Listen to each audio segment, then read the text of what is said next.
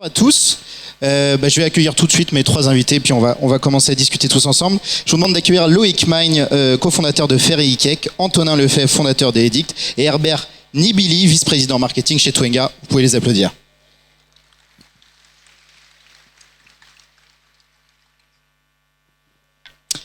Alors, bonjour messieurs, merci d'être si nombreux encore aujourd'hui. On va conclure cette journée de table ronde, parce que c'est la troisième et dernière table ronde de la journée. On va parler de l'acquisition des nouveaux clients et des secrets de certaines success stories qui ont été sourcées, qui ont été choisies par PrestaShop. La table ronde juste avant, si vous étiez présent, on a parlé de l'échec et d'avancer avec l'échec. Cette fois-ci, on va parler donc d'acquérir de nouveaux clients et comment faire. On va essayer d'avoir quelques conseils, quelques retours d'expérience de nos trois intervenants sur ces questions-là. Alors, je vais commencer par présenter mes trois invités. Je vais commencer par Twenga. Herbert Nibili, donc vice-président chez Twenga, je le disais tout à l'heure. Twenga qui accompagne les e-commerçants dans l'acquisition de nouveaux clients en ligne. Est-ce que tu peux, en quelques mots, nous en dire un peu plus et nous expliquer en quoi consiste votre activité?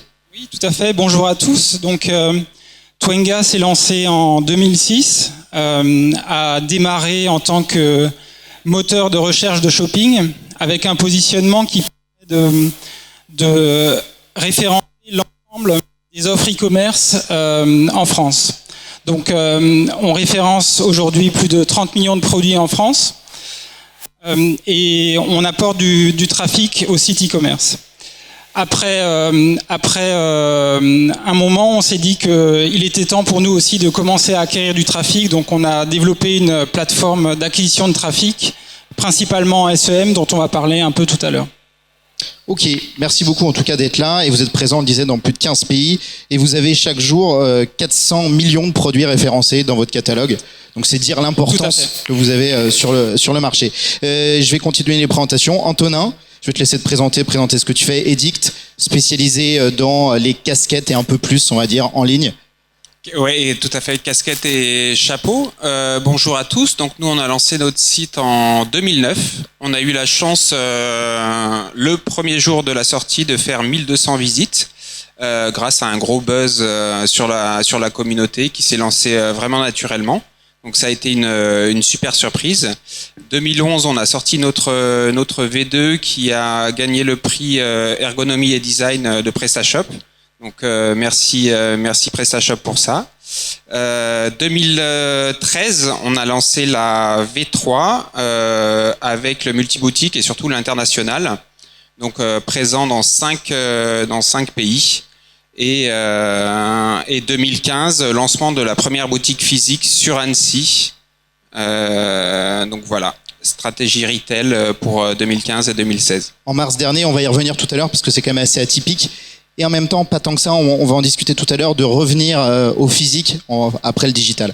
Merci en tout cas d'être là. Loïc, même punition, présente-nous Ferry Cake. Ce que vous faites aujourd'hui, depuis combien de temps vous êtes créé, et aujourd'hui, quels sont les chiffres clés un petit peu de l'entreprise? Bien, bonjour. Donc j'ai cofondé Ferry Cake en 2011, commencé tout petit. 2012, un chiffre d'affaires de 400 000 euros. 2013, 800 000 euros. 2014, 1,3 million. On a effectué une levée de fonds fin 2014 pour accélérer notre développement, puisque quand on a un rythme de croissance comme ça, on atteint vite nos limites. Et donc pour accélérer cette croissance, on a effectué cette levée de fonds de 250 000 euros. Et pour cette année 2015, on a emménagé dans de nouveaux locaux, très grands locaux. On s'est vraiment équipé d'un outil logistique performant pour pouvoir assurer cette année. Et on vise un chiffre d'affaires d'à peu près 1,9 million. Ok, donc là on est clairement dans de la très grosse croissance, on va dire en tout cas de la croissance rapide. Tout à fait. Et juste, j'ai pas présenté ce qu'on fait. En fait, on est une e-boutique de matériel pour la décoration de pâtisserie, donc le cake design. Donc il y a évidemment la partie boutique avec 3000 références, et puis on a aussi un blog qui est très important, qui est pas juste là pour dire on a un blog et on vient y mettre des articles de temps en temps. Non, c'est un vrai lieu d'échange. Il y a depuis la création 600 articles qui ont été publiés. Et à côté de ça, on entretient une grosse communauté sur les réseaux sociaux, notamment avec 120 000 fans sur Facebook. Et pour nous, c'est extrêmement important. Alors justement, ça nous fait un très bon pont pour ouvrir, on va dire, cette table ronde. Tu parlais de votre blog. Je sais que ça a été un point vraiment déterminant dans l'acquisition de nouveaux clients pour vous, en tout cas. Est-ce qu'il y en a eu d'autres? Et déjà, est-ce que tu peux nous parler plus en détail de pourquoi vous avez choisi de mettre en place ce blog? Quelle importance ça a et quel autre levier peut-être tu actives? L'idée du blog est venue tout de suite à partir du moment où on a décidé de lancer Fairycake. C'était vraiment dans notre ADN. On avait envie de tout de suite apporter quelque chose de différent, avec un ton différent et avec un contenu extrêmement important, avec des recettes originales, des choses qu'on trouvait pas tellement à l'époque. Et c'est ce qui a fait notre succès. On a même poussé l'intégration très loin depuis l'année dernière, puisque sur chaque article de blog, il y a un panier qui est constitué automatiquement et qui contient les articles qui permettent de réaliser la recette. Donc pour le client, c'est extrêmement facile. Il a juste à regarder la recette, en prendre connaissance, et s'il veut la réaliser, il a un bouton pour commander tous les articles automatiquement. Voilà. Et donc quand on a lancé la boutique, il y avait donc cet aspect-là, les réseaux sociaux évidemment, puisqu'il fallait entretenir tous ces gens qui s'intéressaient à ce qu'on faisait, répondre à leurs questions sur la pâtisserie. Et puis il y a eu des canaux plus classiques, par exemple un petit peu d'AdWords, un petit peu de comparateur de prix. Tout ça pour des sommes assez faibles au début, pour voir ce que ça donne. Et notamment donc ces moyens payants, aujourd'hui on essaie de s'en affranchir pour vraiment axer sur le contenu éditorial et le référencement naturel. Alors tu parlais justement de votre blog.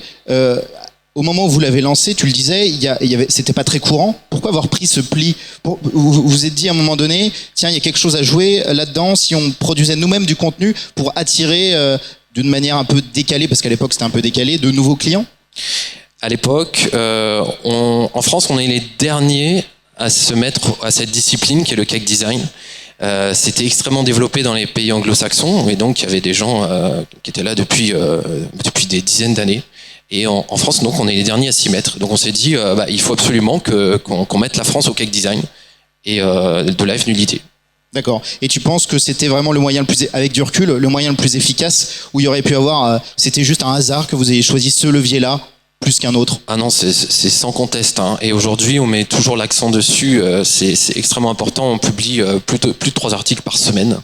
On l'entretient, il y a plein de choses. On publie des vidéos sur YouTube avec des recettes pas à pas. On fait des semaines thématiques avec, par exemple, cette semaine, c'est la semaine sans gluten. Donc on réalise des gâteaux sans gluten.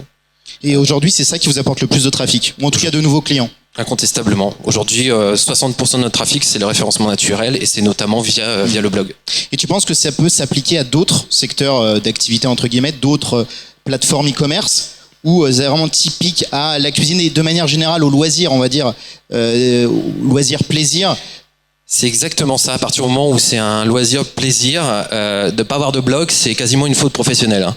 Donc c'est beaucoup plus difficile si on vend des ceintures d'avion, par exemple. D'accord. Antonin, toi, c'est pas du tout les mêmes leviers que tu as activés. Toi, on va dire que c'est des leviers un peu plus classiques, et encore, parce que tu le disais tout à l'heure, le premier jour où vous êtes lancé, il y a eu 1200 personnes qui sont rendues sur ta plateforme. Alors toi, aujourd'hui, quels sont tes leviers principaux pour acquérir de nouveaux clients? Eh ben, on a les leviers classiques, hein, que tout le monde a, donc SEO, SEM, réseaux sociaux. Ce qu'on constate, c'est que ces leviers-là, ils sont de plus en plus compétitifs, et les prix des AdWords, vous le savez tous, augmentent continuellement, et on a de plus en plus de mal à le rentabiliser. Donc, on s'est dit qu'on allait contourner ça. Et on l'a contourné de 3 manières. Un, avec l'image de la boutique, donc faire une boutique attrayante dont on retient le nom, qui donne envie de passer du temps. Voilà, créer des petits films. On a créé un petit film qui a fait le buzz en nous présentant de manière décalée. Donc beaucoup jouer l'image pour que les gens, au lieu de chercher une casquette ou un chapeau sur Google, ils aient tout de suite le réflexe de dire je cherche un chapeau, je vais chez Edith. un peu à la manière de Spartoo ou Sarenza qui se sont imposés dans ce créneau-là. La deuxième stratégie, ça a été le retail. Donc le retail est un petit peu mal en point en France et il y a des bonnes acquisitions à faire en termes de pas de porte parce qu'il y a pas mal de boutiques classiques qui ferment et donc il y a des affaires à faire et surtout ça nous apporte énormément d'images. Hier j'étais avec une équipe du JT de France 2 qui va nous faire passer pendant 3 minutes sur un reportage sur la casquette donc au JT de 20h. Ils sont venus parce que on avait un site internet et une boutique et il y avait des belles images à faire à l'intérieur de la boutique. Il y avait une équipe d'experts qui parlait de ça. Si on n'avait pas la boutique, ils se seraient peut-être pas déplacés juste pour voir des casquettes dans des cartons dans un entrepôt à Annecy. Donc la boutique, ça nous apportait énormément d'images et ça nous apporte aussi la possibilité de créer toute la communauté. Donc faire des événements au magasin, nous faire connaître. Et alors ce qui était marrant, c'est que donc on a lancé, on est d'Annecy, donc on a lancé la boutique sur Annecy pour pouvoir bien suivre cette boutique pilote. Et ce qui est marrant, c'est qu'on pensait qu'on était connus dans la ville. Eh ben pas du tout. On était très peu connus et donc nos fans sont venus bien sûr, mais on a gagné énormément de nouveaux clients grâce à ça. Donc les gens rentraient, disaient ah c'est sympa cette boutique, ah mais vous vendez en ligne aussi, ah ben oui. Donc ça nous a permis d'avoir un levier supplémentaire. Vous, la communauté est vraiment primordiale chez vous parce que de toute façon c'est ça qui fait la valeur, on va dire, de votre trafic. C'est vraiment cette communauté qui se mobilise, en fait. Exactement. Hein, c'est surtout sur la casquette, c'est un produit un peu de collectionneur. Il y a des gens qui sont fans et qui veulent vraiment des produits différents. Les gens sont lassés de voir tout le temps les mêmes casquettes sur la tête de tout le monde. Et ils recherchent vraiment le produit pointu. Donc on est tout le temps en train de dénicher les dernières marques, les dernières tendances pour avoir le produit qui n'est pas trouvé ailleurs. Avec du recul, est-ce que tu penses que si tu avais choisi d'autres stratégies, ça aurait été aussi payant, par exemple, avoir un blog ? Est-ce qu'aujourd'hui c'est quelque chose qui est envisageable ? Et est-ce que ça aurait pu marcher aussi bien, selon toi, avec un petit peu de recul ? Je sais que c'est un peu compliqué, mais est-ce que ça aurait pu aussi bien marcher ? Je pense que le blog est hyper important. On le réactive là en ce moment. On a eu plus de mal à le faire vivre et à discuter auprès de la casquette autant que tu pourrais le faire autour des cupcakes ou du do it yourself. Donc on avait plus de mal à épiloguer, à parler de ça, mais je pense que c'est vraiment un levier important. Et juste vas-y, je t'en prie. Troisième chose, on s'est dit pourquoi pas se lancer à l'international. Donc ça c'était 2013, 5 pays. Pour ça on a travaillé avec un partenaire sur l'Allemagne et la Hollande qui s'appelle YouGrow. Si vous venez me voir après, je pourrais vous donner leur contact. Et ils travaillent à la commission. Ils nous ont fait connaître dans ces pays-là. Et maintenant, l'export, cette année, ça va être 25% de notre chiffre d'affaires. Donc c'est toujours un petit bonus sympa. Avec l'objectif d'ouvrir d'autres boutiques, pourquoi pas à l'étranger, bientôt ? À l'étranger, c'est pas encore prévu, mais les villes de Paris et Lyon sont dans notre target pour 2016. Ouais. Donc dans les prochains mois. En tout cas, on vous le souhaite. Herbert, toi, selon ton œil, on va dire, d'expert, selon toi, quelles sont les clés pour augmenter le trafic ? Est-ce qu'il y en a déjà ? Est-ce qu'il y a une recette, type, pour que ça marche sur une plateforme d'e-commerce, ou est-ce qu'il faut s'adapter, comme on vient de le voir avec les deux intervenants précédents ? Est-ce qu'il y a une recette qui varie en fonction des domaines d'activité et de ce qu'on vend ? Alors, je pense qu'il n'y a pas de recette type. On voit que dans l'e-commerce, il y a une vaste diversité d'activités. Nous, par exemple, on est un site très, très utilitaire. On référence l'ensemble des offres e-commerce dans 15 pays, plus de 400 millions de produits. Donc, typiquement, ce qui a marché pour nous, c'est il y a quelques années, on s'est dit on veut plus de trafic. Bien sûr, le SEO c'est important. Comment est-ce qu'on va au-delà de ça? Donc, achetons du trafic sur AdWords en SEM, achetons du trafic sur différents canaux. Comment est-ce qu'on fait ça? Donc, le constat qu'on a fait, en ayant plus de 400 millions de produits dans peut-être 50 000 catégories sur notre site, c'est option A, on s'est dit, soit on engage 50 campaign managers qui vont gérer des campagnes marketing sur différents canaux digitaux à la main, soit on prend une deuxième approche qui est peut-être plus automatisée, plus orientée data, et ce qu'on a commencé à faire, c'est la deuxième approche, c'est-à-dire de créer une plateforme pour gérer nos campagnes marketing d'une façon automatisée. Donc cette plateforme, ça fait 2 ans qu'elle tourne aujourd'hui. On est capable d'acheter du trafic sur différents canaux. Et très récemment, ce qu'on s'est dit, c'est que cette plateforme était assez bonne et qu'on allait aussi l'ouvrir à nos partenaires pour que eux aussi puissent l'utiliser et acheter leur trafic d'une façon automatisée. Donc pour moi aujourd'hui, le challenge, c'est il y a une multitude de leviers marketing, il y a une multitude de canaux. Il y a des stratégies qui peuvent marcher quand on a un site de passionnés avec un blog, quand on a un service sympa. Mais pour nous qui vendons ou qui référençons des machines à laver ou des tondeuses, c'est plus difficile à mettre en place. C'est plus compliqué, quoi. C'est bien plus compliqué. Créer une communauté autour des tondeuses, c'est un peu plus compliqué, quoi. Peut-être qu'elle existe, peut-être qu'elle existe quelque part, mais donc voilà, nous l'approche qu'on a prise, c'est une approche très automatisée où on va essayer d'optimiser les dépenses marketing à travers différents canaux.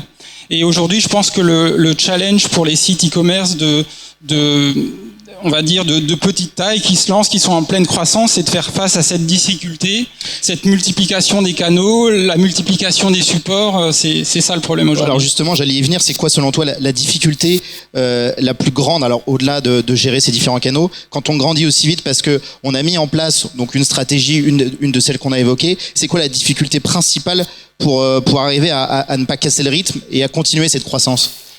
Je pense que typiquement pour tout un chacun, il y a une question de temps.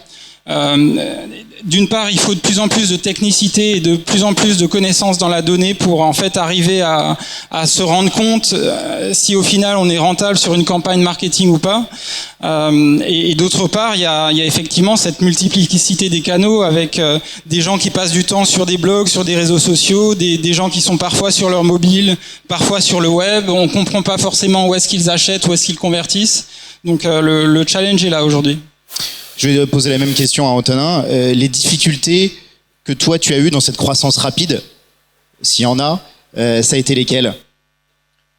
Liées à cette augmentation de trafic, liées à ces nouveaux clients qui arrivent très rapidement. C'est pas pareil en infrastructure, en organisation. Derrière, il faut arriver à le gérer. Je sais que tout à l'heure on parlait notamment des stocks. C'est pas forcément évident. Non, mais c'est surtout les stocks. C'est surtout les stocks et ça, c'est la chose la plus dure à gérer. Quand on achète les produits 6 mois à l'avance, on ne sait pas ce qui va marcher, ce qui va pas marcher, combien on va en vendre. Et puis, quand on en a plus, on est hyper frustré. Et puis, quand on en a trop, on ne sait pas quoi en faire. C'est la seule difficulté pour toi qui a été... C'est pour moi la difficulté principale. Alors après, il y a toutes les difficultés de recrutement, etc. Mais en forte croissance, c'est pas un problème. Le vrai problème, c'est de pas se tromper avec le stock. Donc, quand on est en croissance, on en a plus, ça va. Si on baisse ou s'il y a une gamme de produits qui marche moins, on se retrouve avec une grosse partie de la trésorerie qui est immobilisée et ça c'est hyper dur à gérer, ouais. Loïc, toi, les difficultés liées à ces nouveaux clients qui arrivent en masse. Je sais que tout à l'heure, je crois que tu étais plus ou moins d'accord avec cette histoire de gestion des stocks, mais est-ce qu'il y a d'autres difficultés? C'est les difficultés classiques d'une entreprise en croissance. À partir du moment où on a des ventes qui explosent, il faut que le stock suive derrière, effectivement. Donc il y a un besoin de fonds de roulement qui explose. Donc la trésorerie, elle suit tant bien que mal. Et quand on a une forte croissance sur une longue durée, la seule solution, c'est alors je parle pour une entreprise qui a commencé seule sur ses fonds propres. Ouais, et qui s'est construite toute seule. Rapidement, la solution, c'est de faire une levée de fonds, parce que sinon, on arrive à un stade où on est tout près de casser la chaîne. Que t'as apporté, toi, la solution PrestaShop? Alors déjà, est-ce que t'as toujours été sur PrestaShop? Il me semble que non. Et qu'est-ce qu'elle t'a apporté que t'apportais pas forcément les autres? Voilà, le plus en tout cas. Alors, on est à la 3e version du site. La première a été lancée sous la plateforme Oxatis, une solution SaaS, qui a très très vite montré ses limites, qui était bien vraiment pour un tout petit site e-commerce qui fait quelques commandes et c'est tout, qui était très mal optimisé en termes de référencement naturel notamment, c'était un cauchemar. Donc rapidement on a switché sur une solution qui s'appelle WheezyShop, qui est aussi une solution SaaS, qui est une solution qui marche bien, qui nous a vraiment permis d'accélérer, de prendre de la vitesse, et qui au bout d'1 an et demi a commencé à montrer ses limites aussi en termes de charge de trafic, en termes de fonctionnalité. On avait notamment beaucoup de demandes de nos clients pour créer des comptes professionnels. On a tenté de le faire sur WheezyShop, c'était une usine à gaz, il fallait créer 2 stocks, il fallait avoir 2 back-office, donc c'était clairement pas prévu pour ça. Donc on s'est posé la question, sur quelle plateforme on passe maintenant, et donc on a fait le tour des solutions. Et PrestaShop s'est imposé assez rapidement, d'une part parce que c'est une solution qui est simple à utiliser en tant qu'utilisateur, mais aussi pour les développeurs. Et ensuite on a recherché l'agence qui allait nous faire cette refonte, et on a trouvé assez rapidement le bon prestataire. Et tu penses que si tu avais utilisé une autre plateforme, le succès aurait pas été tel? Je pense que ça aurait marché, mais pas autant. Effectivement, je pense qu'il y a un côté exponentiel, on va dire. Apport technique de la plateforme, oui. Antonin, toi, PrestaShop, est-ce que déjà tu as toujours été sur cette plateforme? Ouais, on a toujours été sur PrestaShop. Au départ, quand on avait lancé avec mon développeur, on avait commencé le développement sur Magento. Il avait fait 2-3 jours dessus, et je crois qu'il était même pas arrivé à designer le panier. Donc moi j'étais hyper inquiet, et je lui ai dit écoute, on regarde PrestaShop, on fait le test pendant une journée, voir ce que ça donne. Et en une journée il y avait tout le header qui était fait, tout le footer, et il m'a dit non mais ça n'a rien à voir, c'est beaucoup plus facile. Donc oui, la simplicité, PrestaShop, ça se customise vraiment bien. Et puis après, c'est un peu ce qu'évoquait Bruno ce matin, c'est tout l'aspect communautaire, et nous ça nous a bien aidé au lancement. On a été en showcase de PrestaShop, donc on avait des visites alors qui n'étaient pas forcément ciblées sur des gens qui voulaient absolument acheter nos produits, mais voilà, ça nous a permis de rencontrer toute la communauté, d'échanger avec les gens, de voir ce qui se faisait, les modules, etc. Donc moi je dirais c'est simplicité et communauté qui sont les 2 gros points forts de la plateforme. Et et pareil, quand on a lancé la boutique physique, il a suffi de 2 jours de développement pour créer un compte pour le shop manager d'Annecy, qui fait ses commandes comme vous sur le site, et qu'il le reçoit avec une facturation spéciale. Donc c'est hyper pratique. On exporte ça dans notre logiciel de caisse en 2.2. C'est vraiment pratique, quoi. Herbert, vous chez Twingas, tu me disais tout à l'heure que c'était assez récent quand même, votre arrivée sur la solution PrestaShop. Pourquoi PrestaShop au bout de, je le rappelle, vous avez été créé en 2006, donc ça. Oui, tout à fait. Donc on a relancé un partenariat avec PrestaShop il y a quelques semaines. On était partenaire par le passé déjà.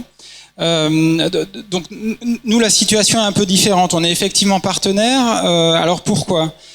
Historiquement, Twenga, on a toujours voulu référencer un maximum de produits sur notre plateforme pour offrir un maximum de diversité à l'acheteur.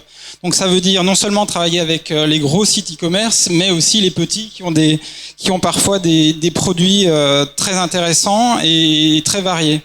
Donc je l'ai dit tout à l'heure, le challenge pour les e-commerçants, c'est de gérer cette complexité en termes de canaux d'acquisition marketing. Donc ce qu'on a voulu faire à travers ce partenariat, c'est en fait offrir une solution très simple pour qu'en quelques clics, un e-commerçant puisse se référencer chez nous, mais aussi du coup accéder à des plateformes d'acquisition de trafic sur AdWords, sur le display, sur différents canaux. Et en fait, nous, ce qu'on essaye de faire, c'est cacher cette complexité qui existe sur l'Internet aujourd'hui. Et on a aussi développé quelque chose où on essaye de vraiment suivre de près la rentabilité des sites qui travaillent avec nous.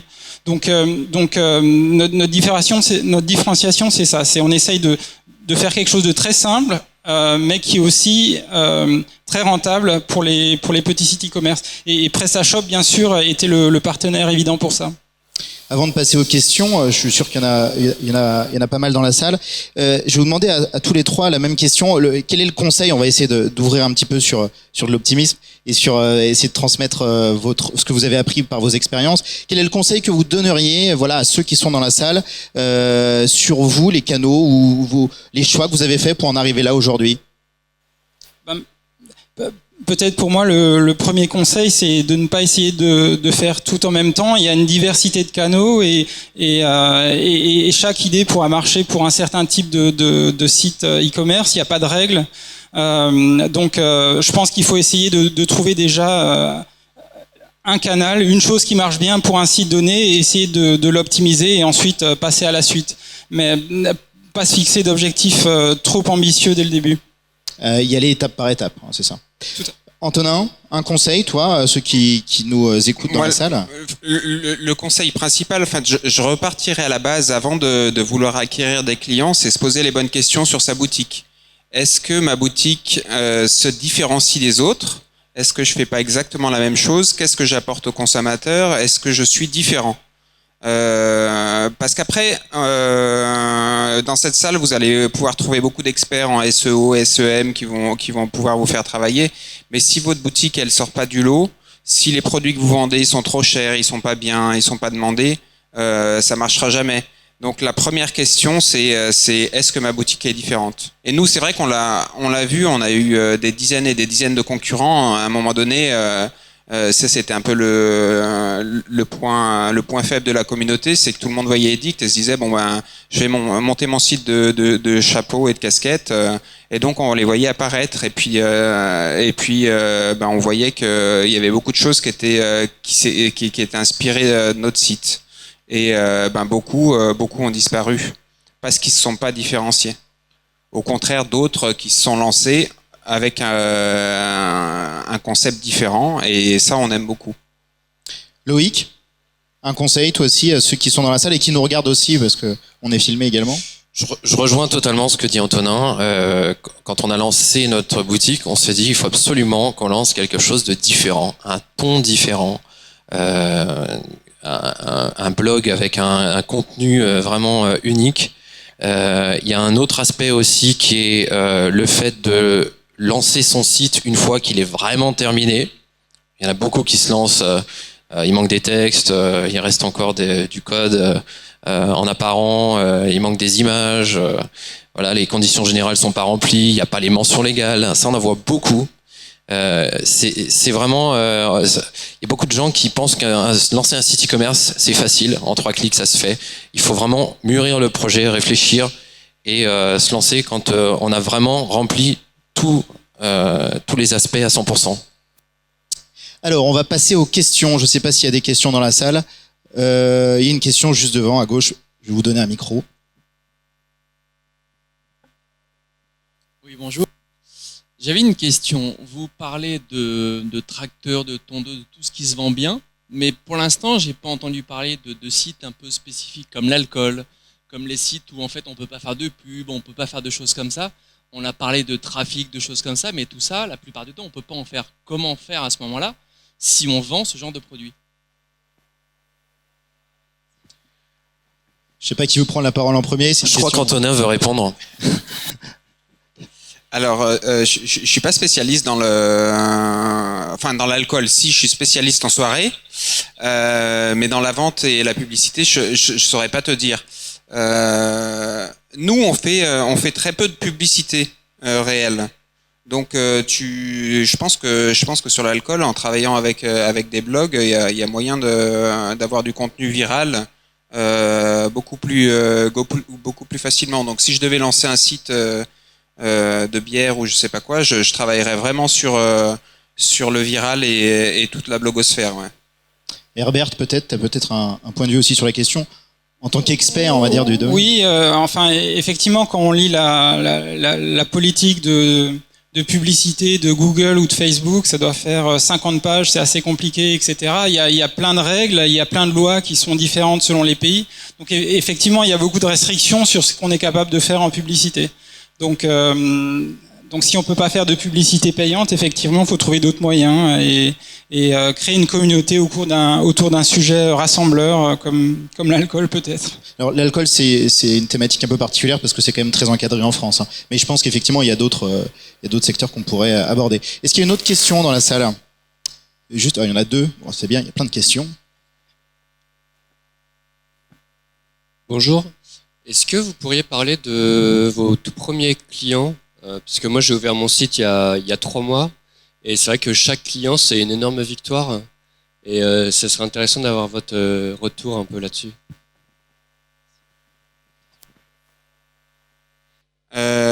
Alors nous, on a lancé Edict principalement avec les bonnets, parce que c'était en octobre et donc on avait beaucoup de bonnets. Et notre premier client s'appelle Emmanuel Bonnet. Et c'était un copain à nous. Et c'est pas une blague en plus. Non, c'est pas une blague, c'est véridique. Hein, c'est véridique. Ouais, au début, c'est sûr, quand on lance une boutique, chaque commande est une fête. Hein. À chaque fois qu'on reçoit quelque chose, on est hyper content. On se déplace à la poste avec 4-5 colis, des fois 2, des fois 1. On rencontre la postière, voilà. Donc ça fait partie du truc. Hein. Mais voilà, faut les traiter, faut bien les traiter, bien les choyer et puis faire en sorte qu'ils soient contents, comme après quand il y en a beaucoup plus. Il y avait une autre question, j'ai vu. Je m'étais éloigné pour le micro.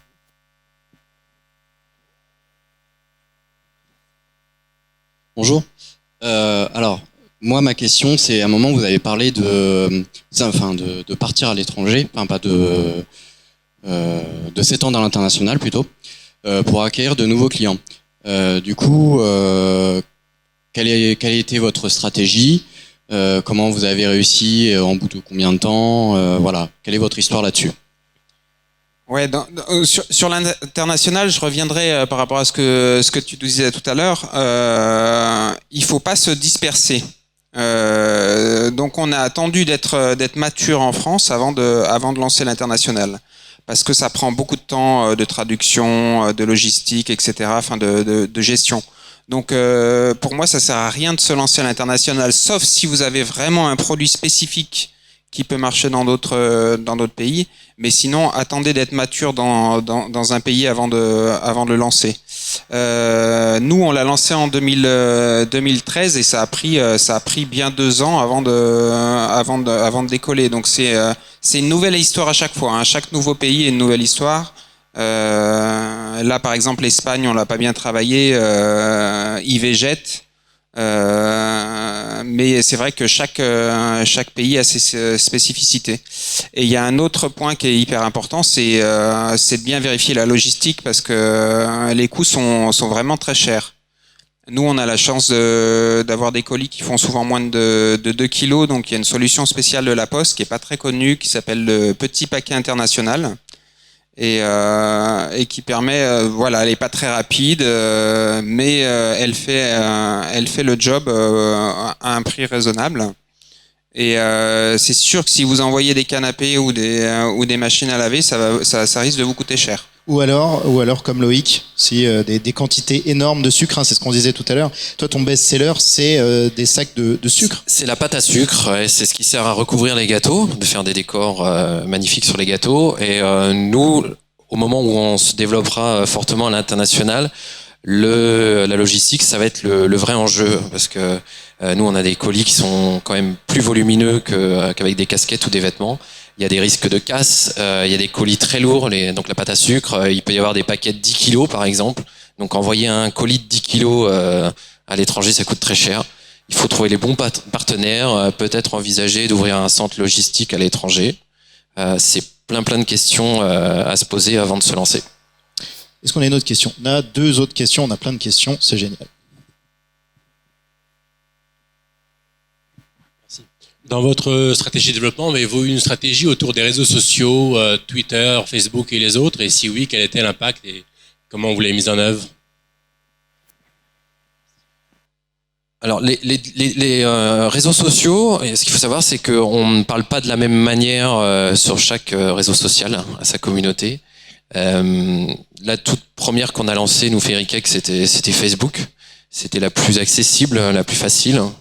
C'est un lieu d'échange, donc on commence par ça. Et puis, comme on a un produit qui est quand même qui plaît, il est facile de faire un peu de buzz, de montrer de beaux gâteaux, d'inciter les clients à montrer ce qu'ils ont réalisé avec les produits qu'ils ont commandés. Après, d'autres réseaux sociaux, vous avez la chaîne YouTube. Nous, tout simplement, on réalise des recettes vidéo. Voilà, on fait un beau montage, on rajoute une belle musique et hop, on balance ça sur YouTube. Instagram, là, c'est plus, on montre un petit peu les coulisses de ce qu'on fait au niveau de l'entreprise. Sur Google+, on fait rien. Et puis c'est étonnant. Non, c'est-à-dire que le compte est là, mais il se passe rien. Twitter, c'est également différent. On communique pas du tout de la même façon. Voilà, je suis pas un spécialiste de Twitter, donc je prendrai pas de position là-dessus. C'est une autre cible. C'est complètement différent. C'est totalement différent. On communique pas de la même manière entre Facebook et Twitter. Oui, parce que sur chaque réseau a son propre public, a ses propres codes. Notamment Twitter, forcément les 140 caractères. On peut pas communiquer de la même manière que Facebook. Il y avait une question, il me semble, à ma droite.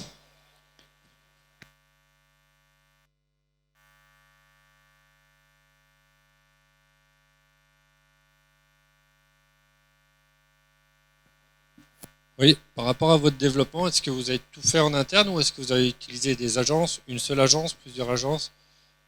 Quand on va sur AdWords, quand on va sur le SEO, quelle a été votre stratégie pour le développement? C'est de prendre la compétence ou de prendre des partenaires? Alors, j'ai pas du tout entendu la question. Alors, la question était de savoir si pour le SEO, etc., et tous vos leviers dont vous avez parlé tout à l'heure, est-ce que vous avez fait appel à des prestataires ou vous êtes formé vous-même au SEO, au SEM, etc., pour le faire en interne? Au début, on le fait tout seul.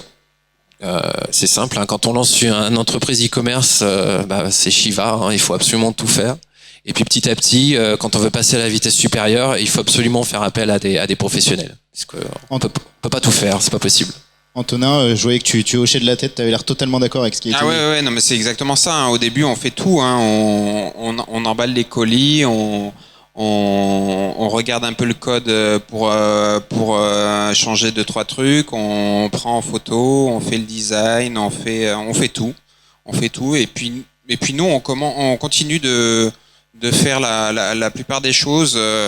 On n'aime pas trop déléguer. Donc on a une agence web qui fait bien sûr tout le développement et la maintenance du site, mais tout le graphisme se fait en interne. L'ergonomie du site, c'est nous qui la faisons. Les réseaux sociaux, on n'a pas de community manager en tant que tel. On fait nous-mêmes notre propre community management. On n'a pas d'agence de RP. On appelle nous-mêmes les journalistes ou les journalistes nous appellent. Donc voilà, on essaye de faire un maximum en interne. À partir de quel moment, par contre, il faut passer l'étape d'après? Parce que ça peut marcher quand on est une petite structure. J'imagine qu'après, quand on grandit, là pour le coup, je vais plus parler des journalistes et des relations presse. On est obligé de s'entourer forcément bien pour sûr. gérer. À quel moment, à ton avis, il y a ce switch qui doit s'opérer? Je sais pas, je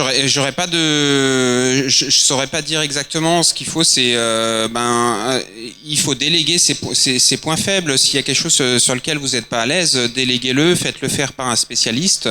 Et puis ce que vous savez bien faire ou que vous aimez bien faire, gardez-le.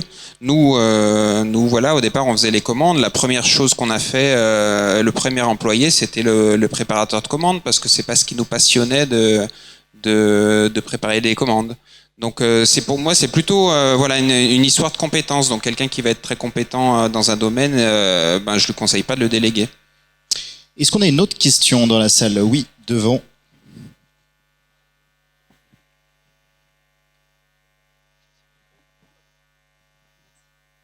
Bonjour, Marie-Laure Lemaguerès, Héritage Airsoft. Je voudrais poursuivre la question avec le back-office. Qu'est-ce que vous utilisez comme ERP ou pas?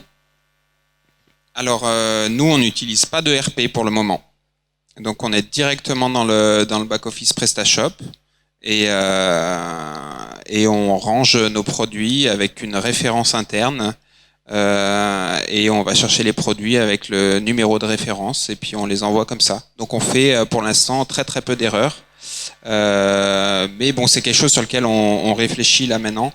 Parce qu'effectivement il y a des gros avantages, mais pour l'instant pas de RP pour notre part. Loïc, je t'ai vu tiquer sur ce que disait Antonin. Oui, je suis étonné, ouais. Je suis étonné parce que juste utiliser PrestaShop pour, par exemple, gérer ses commandes, faudra qu'on discute, je sais pas comment il fait. Nous, on utilise un petit module qui s'est plugué sur notre site qui s'appelle Store Commander. Ça permet de gérer les commandes en masse. Voilà, mais sinon pas de RP à l'heure actuelle. Un ERP, c'est un coût extrêmement important. C'est lourd à installer. On s'est longtemps posé la question ces derniers mois et au final on le fera pas. Vous, chez Twinga, dans quelle mesure vous travaillez avec des prestataires de manière générale, hein, pas forcément que sur les questions qu'on vient d'aborder, mais alors nous aussi, je pense qu'on aime bien faire les choses nous-mêmes. On se positionne plutôt comme une plateforme technologique, donc on a une forte culture d'engineering chez nous, et que ça soit sur la partie technique ou sur la conception et le design, c'est plutôt des choses qu'on fait nous-mêmes. On n'est pas opposé à travailler avec des partenaires, mais quand on pense qu'on a la compétence, on le fait. Vous le faites vous-même. On va peut-être prendre encore une, voire deux questions. Est-ce qu'il reste des questions dans la salle ? Il en reste deux, bah voilà, on va prendre les deux questions qui sont là. Bonjour.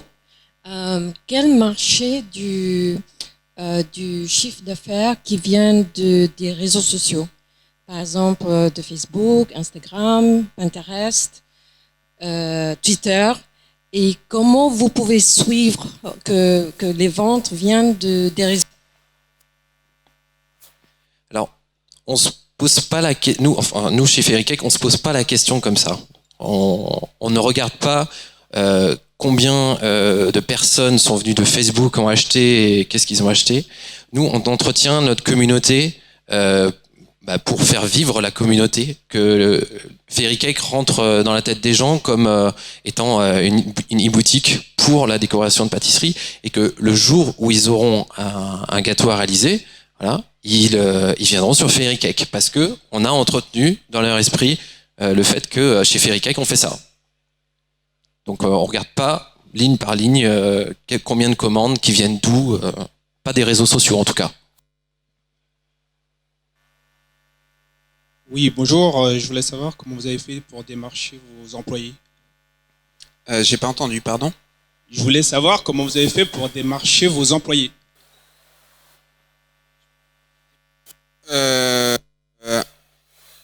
Au début, c'était des amis. Donc voilà, notre premier préparateur de commandes, c'était un copain qui avait pas de boulot et qui est venu. Et puis après, on est passé par les sites classiques, Indeed, des choses comme ça. Et puis les réseaux sociaux autour de nous, voilà, sur nos Facebook, etc. Mais ça, c'est vrai que c'est une très bonne question parce que au départ, on était pas assez professionnel dans le recrutement, et on a fait quelques erreurs à des moments, et c'est jamais très agréable. Donc là, maintenant, on voit beaucoup plus de candidats, on a beaucoup plus de méthodes quand on veut faire un recrutement pour savoir faire passer un entretien d'embauche et puis choisir la bonne personne, parce que c'est important pour la société, mais c'est aussi important pour la personne de pas la mettre en échec et qu'elle soit contente de travailler. Et c'est vrai que là, nous, on a réussi à fédérer une équipe qui est très sympa, et quand les gens sont contents de travailler, en général, ils travaillent bien. Loïc, Herbert, même question sur la partie recrutement. Alors, peut-être un peu différent chez Twinga, mais en tout cas, on va voir vos deux avis. Toi, comment t'as géré la partie recrutement? C'est vrai que dans la vie d'un entrepreneur, à la base, c'est des compétences quand même qu'il faut avoir, qu'il faut acquérir. Alors, soit on s'entoure en interne, soit on fait appel à des cabinets extérieurs. C'est très classique, hein. C'est du recrutement comme toutes les entreprises le font. Au début, effectivement, on a eu tendance à se tourner vers les amis pour filer un coup de main. Et puis rapidement, il faut recruter. Donc, c'est des canaux classiques, hein. C'est des annonces sur Pôle emploi. Au début, on n'a pas utilisé d'agence d'intérim. Et aujourd'hui, on privilégie ce canal-là. Toutes les personnes qui entrent chez Ferrycake commencent par une période d'intérim et ensuite on leur propose un contrat. Herbert, chez Twinga, comment ça se passe? C'est en même temps de la cooptation, de la recherche. Parfois, on fait appel à des recruteurs externes. Je pense que ce que je constate aujourd'hui, c'est aussi parfois la difficulté à trouver certaines compétences. Entre autres sur la high-tech, sur des postes de développeurs par exemple, l'autre chose c'est aussi que les métiers évoluent très rapidement. On a parlé de la complexité de gérer des campagnes marketing, ça change tout le temps, il y a des nouvelles technos, il y a des nouveaux supports. En ce moment, un type de job qui est très en vogue chez nous, c'est tout ce qui est data science, donc c'est des gens qui vont cruncher de la data, sortir des chiffres et essayer de travailler sur les algorithmes. Donc ça c'est quelque chose qu'on recherche aujourd'hui, par exemple. Alors, il nous reste 30 secondes. Je voudrais juste qu'on finisse sur vos projets dans les prochains mois. C'est quoi vos grosses actualités, on va dire? D'abord, chez Twinga, tu as le micro, donc Herbert, vas-y. Nous, on est en train de lancer justement un nouveau canal qui sera le canal Google Shopping avec des Product Listing Ads. Et je pense que ça va être un canal qui va être important parce qu'on voit aussi que différents acteurs convergent vers là. Il y a les formats produits chez Google. On a vu des annonces il y a quelques mois chez Amazon et même chez Facebook avec des boutons buy qui fleurissent. Plus récemment, Instagram et Pinterest sont en train d'ajouter des formats d'achat e-commerce dans leurs réseaux sociaux. Donc c'est définitivement quelque chose sur lequel on veut investir et être présent au bon moment. Ferrycake, oui, ou Ferrycake, ou comme tu veux. Mais pour nous, Ferrycake, c'est le développement de notre gamme de produits sous marque Ferrycake. C'est un gros enjeu.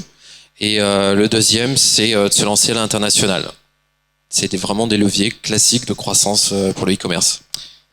Pour ce qui est de toi, Antonin? Nous, c'est continuer la stratégie retail, donc bien travailler sur le magasin pilote d'Annecy sur 2015 et de planifier les ouvertures Lyon et Paris sur 2016. Tout en travaillant l'image du site à travers ses boutiques et puis à travers d'autres petits plans médias. Merci à tous les trois, vous pouvez les applaudir. Si vous avez des questions, j'imagine que vous serez disponible là dans les prochaines minutes pour y répondre. En tout cas, on vous souhaite bonne chance pour la suite et puis peut-être à très bientôt sur un autre PrestaShop Day.